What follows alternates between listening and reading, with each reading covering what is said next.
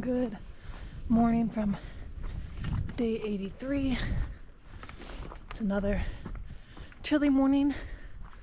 I'm really hoping that this is just a cold snap. Emily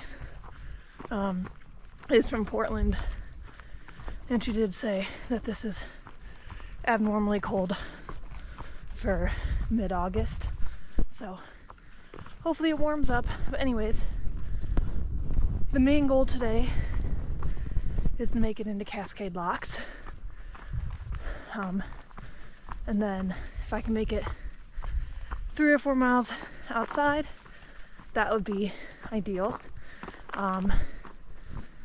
So the motel where Chad and I stayed at during trail days was kind enough to hold a resupply bag for me, because there's one grocery store in the town of Cascade Locks, but it is one grocery store in the town of Cascade Locks is very small and not well stocked at all. So when Chad was there and we had the rental car, we drove to Hood River, which is about 20 minutes down the road, where there's a Walmart. So that's where I stocked up for this stretch, and then have another 4 days waiting for me at the motel. So I just need to swing by there and pick it up. I'll probably stay in town for about an hour, find a place where I can charge my phone and Garmin, things like that. Not that I really need to, it's only been 2 days. My phone, I typically use a full charge every 3 days. My Garmin lasts about 5. This is so pretty.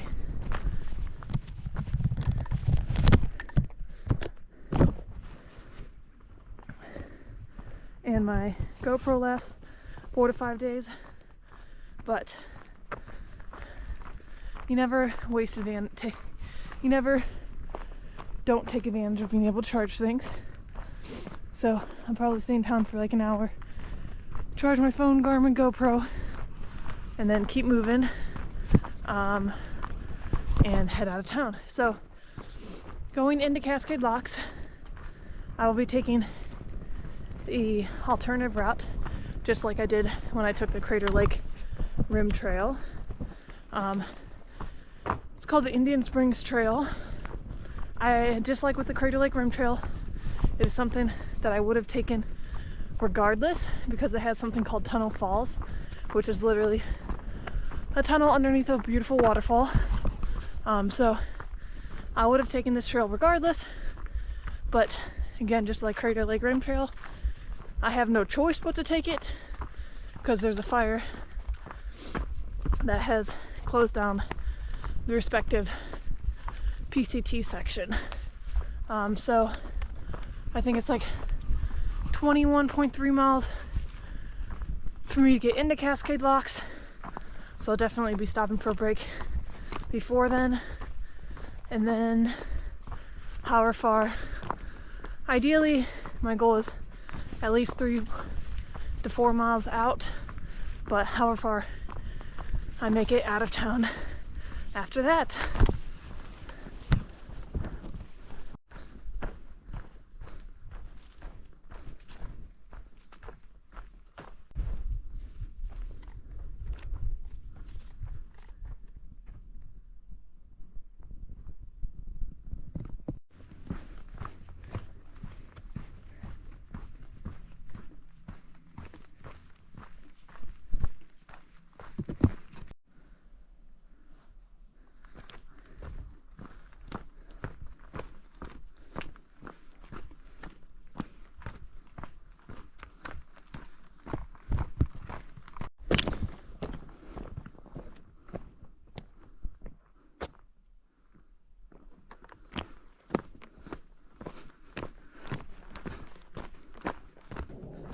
Over the course of this trail, not only do we get to see the beautiful Tunnel Falls, but it's also going to be a steep descent. So the trail started at about 4,300 feet, and within 11 miles we'll climb 900, but also descend all the way to 130 feet.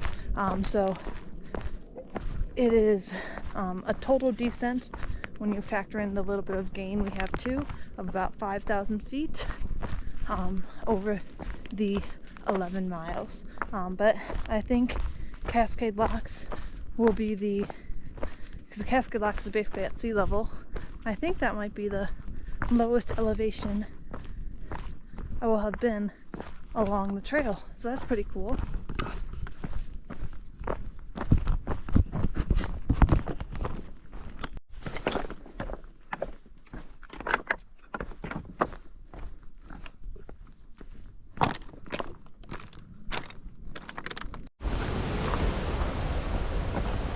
Half a mile away from Tunnel Falls. That's a really pretty waterfall.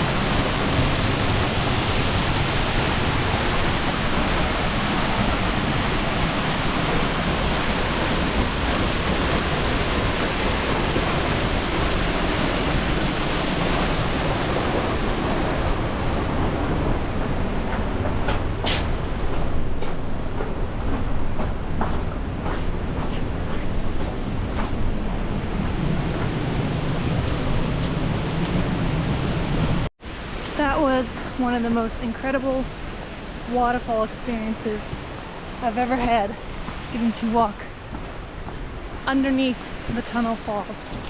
That was so beautiful, so crazy. Can't recommend enough.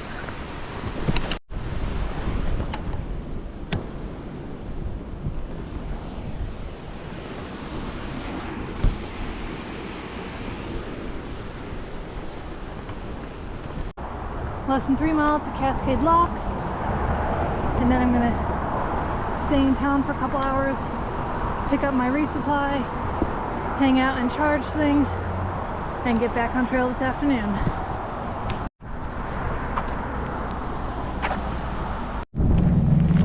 Just picked up my 4-day resupply that I left at the motel. I grabbed a very cheap poncho from the store, just as extra waterproof protection in case it does rain, and now to probably go to the brewery, not because I want to drink, but just for a place to sit down and charge things and relax for a couple hours. I'm sitting here at Thunder Brewery in Cascade Locks. I'd planned to stay here till about 4, which is in 8 minutes from now, but it looks like I'll be staying here longer, just because the trail angel that I had made arrangements for when I was in town for trail days, who said he could pick me up if I walked north of Cascade Locks, I told him that I would text him to confirm when I was in Cascade Locks, which I did about 3 hours ago, but he hasn't responded yet, and just because there is not like any good roads between here and the 75 miles where he planned to pick me up, if I walk out without a prearranged ride, I won't get a ride. So I don't want to walk out until he confirms that he can pick me up. So it looks like I'll be waiting here a little bit longer while I wait for him to confirm. Hopefully not overnight, but it's not that it's not safe. The miles out of here are not exposed to the fire or anything like that, but if he never responds, then I'll have to turn around and walk those miles back, and I don't want to do that. So I just am gonna kind of in a holding pattern until I hear back from him. I got confirmation from the trail angel that he's gonna be able to pick me up when I walk out. It's the 20th now. He's not picking me up to the 23rd, but I got confirmation that he'll be able to do that. So it's now 5:15 and I am leaving Cascade Locks. Originally he was going to pick me up about 75 miles out of Cascade Locks, and I'd only missed about 45 miles due to the fire closure. But just because of his personal life plans, he might end up having to pick me up 65-ish miles out of Cascade Locks, which honestly I am still quite okay with. Hiking north out of Cascade Locks, hiking into Washington is awesome, but some of the big, and it's more than a lot of hikers are doing. A lot of hikers, like I think I've said earlier, a lot of hikers are just skipping straight out of Cascade Locks.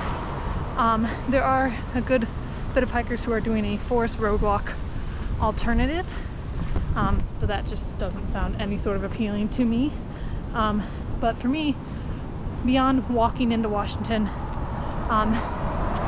one of the biggest reasons I'm taking advantage of this Trail Angel, beyond minimizing skip miles, is that it's easier to do this, honestly, than have to figure out public transport, which would be a multi-step thing.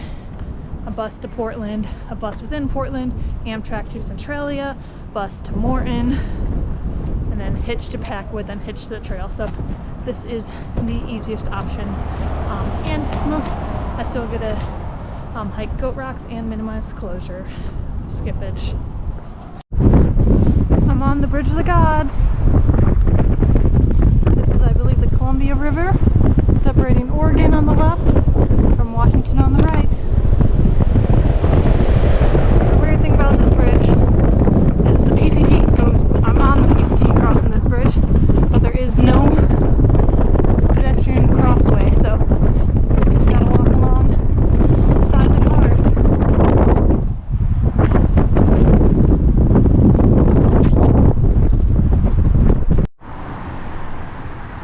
Just like that, I'm in the home stretch of the final state.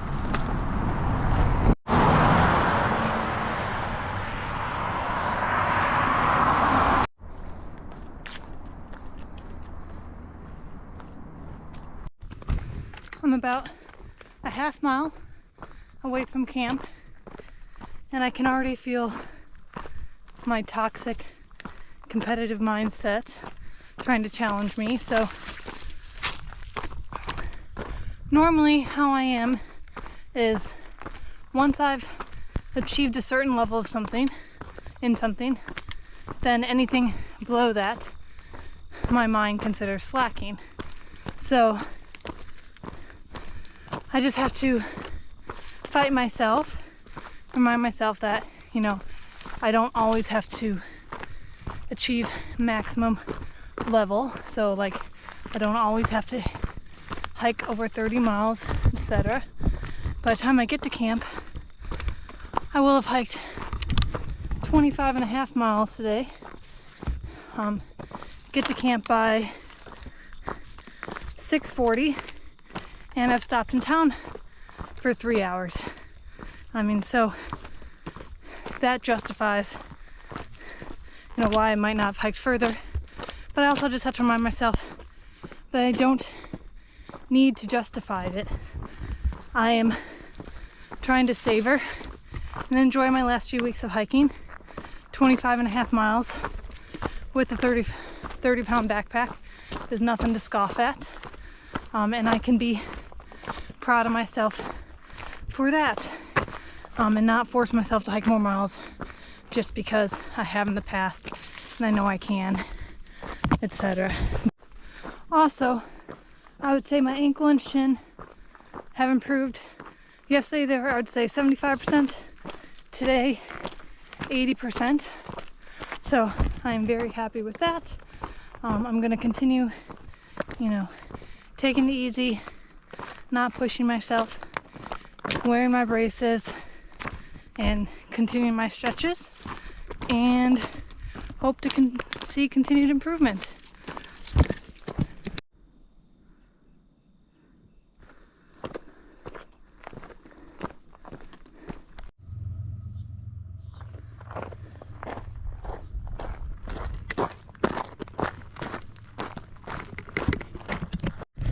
I am filtering water over here, have my pile of food, clothes hanging out to air out, tent set up.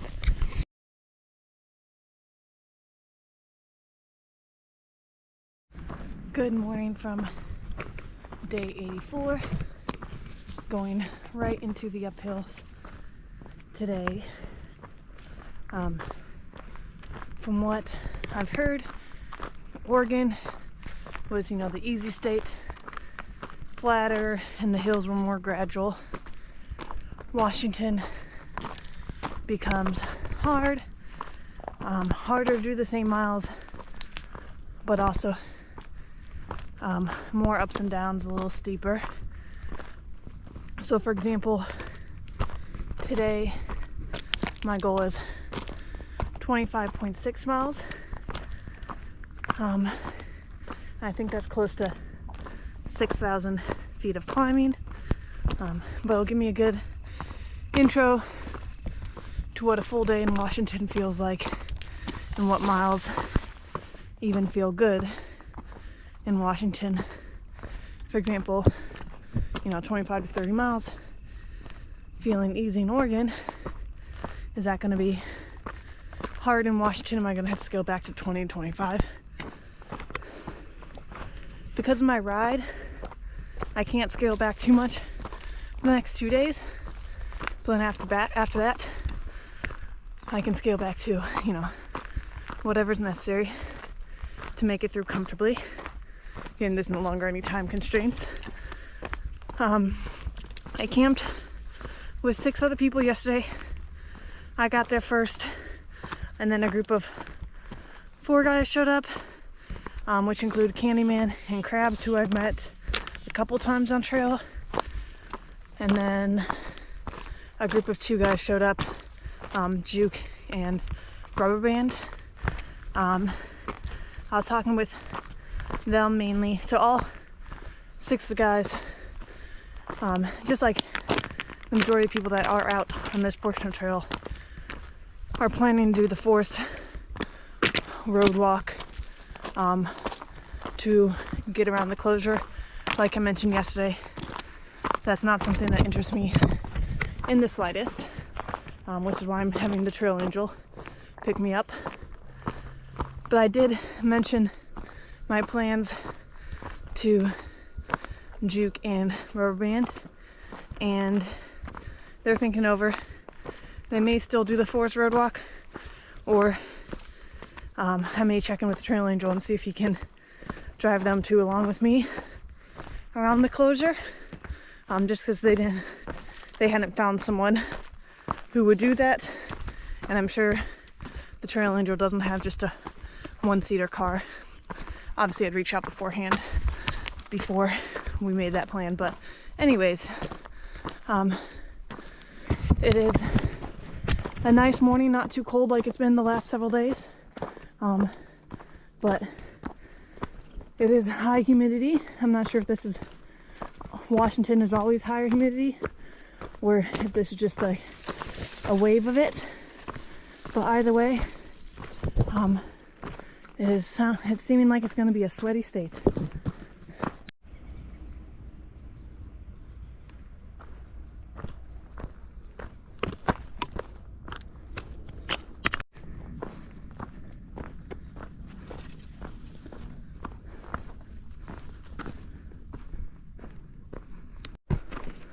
I don't like walking on the rocks, but at least there's a great view. This is incredible.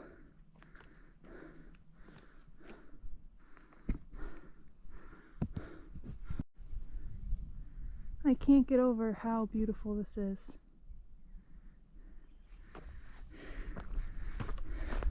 First full day in Washington. Already it is so gorgeous.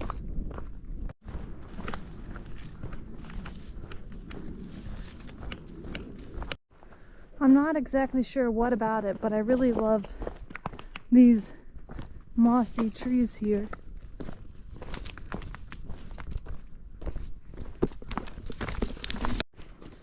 I have 0.3 miles until my lunch spot, which will be stopping a little bit earlier in the day than I normally do.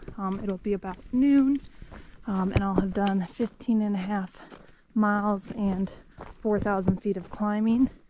Like I said, stopping earlier than I usually do, but my legs are sore from the climbing, my back is sore from the heavy pack, or tired, I'm sorry. My legs and back are tired, and I'm just overall tired.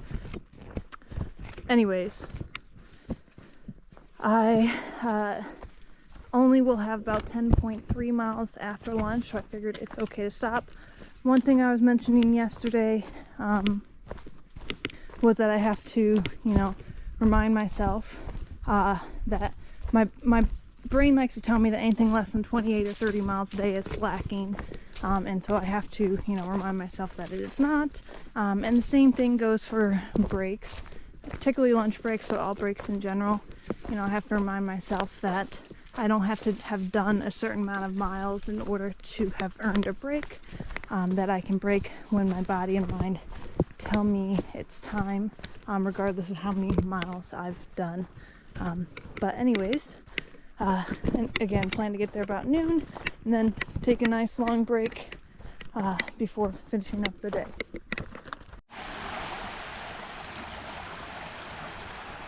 This is the pretty creek where I am taking lunch.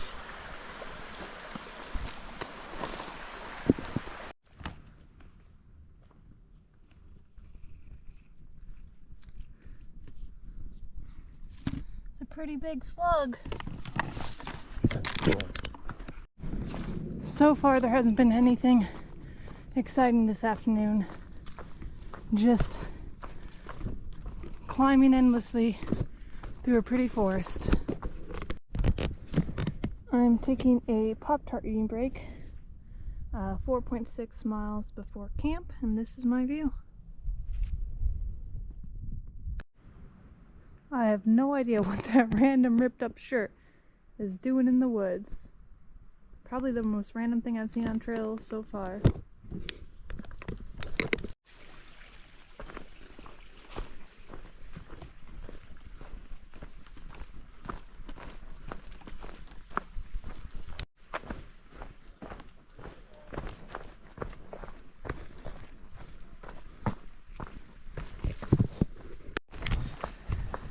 I have 0.3 miles left to get to camp, which will make it a 25.8 mile day with 6,300 feet of climbing. I'll get to camp a few minutes before 6. So again, I do have time left in the day to hike, but this is what I enjoy. Tomorrow, as long as the weather holds out, I'll hike a little bit longer just because of placement of campsites, but today I'll end at a nice established campground and enjoy resting. Anyways, if this is what Washington is gonna be, I'm definitely gonna gain some more leg muscle and be a little bit more tired every day, not because of distance, but just because of elevation changes. Although it may have been a little bit rougher today, given that we were climbing out of Cascade Locks, which is the lowest point on trail, basically at sea level, and climbing back a little bit higher. But definitely more ups and downs, and steeper ups and downs than I've been used to for the last couple weeks or even a month or whatever it has been. But feeling good. Barely have felt my ankle today, which is amazing. It makes me very, very happy. I can feel it when when I'm thinking about it, when I focus on it, or when I'm trying to rotate and move my ankle through range of motion. But beyond that, it's not bothering me at all. But yeah, feeling great. This morning, on the 4,000 feet of climbing this morning before lunch, made my legs tired. But with a long lunch break, a couple afternoon breaks, just taking it easy, I am feeling good and ready to get to the camp.